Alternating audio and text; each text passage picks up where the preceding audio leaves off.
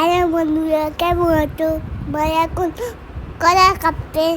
হ্যাঁ, আজকে আমরা কাঁচা কলা মাখা খাবো। হ্যাঁ, বাড়িতে বসে আমরা সবসময় তো বিচি কলা খাই, আজকে আমরা কাঁচা কলা মাখা খাবো। এখানে প্রথমে কি করলাম? তেঁতুল ভিজিয়ে রাখলাম। তারপর কি করলাম? কলাটাকে কুচি কুচি করে কেটে নিলাম।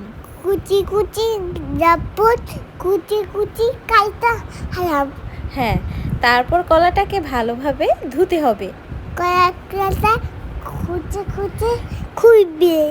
এখন কলাটার কষ যাওয়ার জন্য আমরা এখানে একটু হলুদের গুঁড়ো দিয়ে দিলাম, যাতে করে কলার কষটা চলে যায়।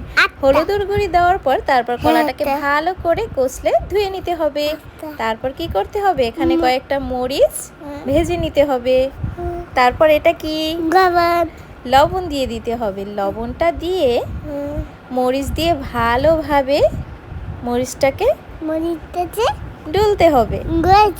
হ্যাঁ, যাতে মরিচটা ভালোভাবে মিহি হয়ে যায়। তারপর কলায় সামান্য পরিমাণে হলুদ গুঁড়ো দিতে হবে। তারপর কি দিতে হবে বলো তো? এটা কি দিলাম? তেঁতুল। আসলে এই কলা মাখাটার স্বাদ বৃদ্ধি করে এই তেঁতুলটাই, তাই না? তেঁতুল দিলে কলা মাখার স্বাদ অনেক গুণ বেড়ে যায়। তারপর কি দিলাম আমরা? চিনি। সামান্য পরিমাণে আমরা চিনি দিয়ে দিলাম, যাতে টক মিষ্টি ঝাল ব্যালেন্সটা সুন্দর আসে, তাই না? তারপর আবার চটকে চটকে মেখে নিলাম। খাবো দাও। এই যে তারপর আমরা কি দিলাম? সরষের তেল। হ্যাঁ, তেলটা দিয়ে আবার কি করলাম? মেখে নিলাম। এখন কি হবে? শুদ্ধ আর শুদ্ধর দিদি কলা মাখা টেস্ট করবে। কেমন হয়েছিল কলা মাখা?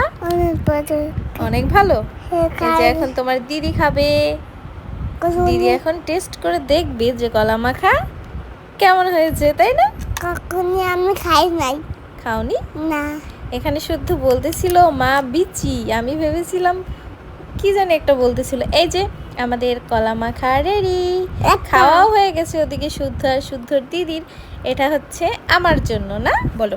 Tata, bye bye. ভিডিওটি কেমন লাগলো জানাবেন।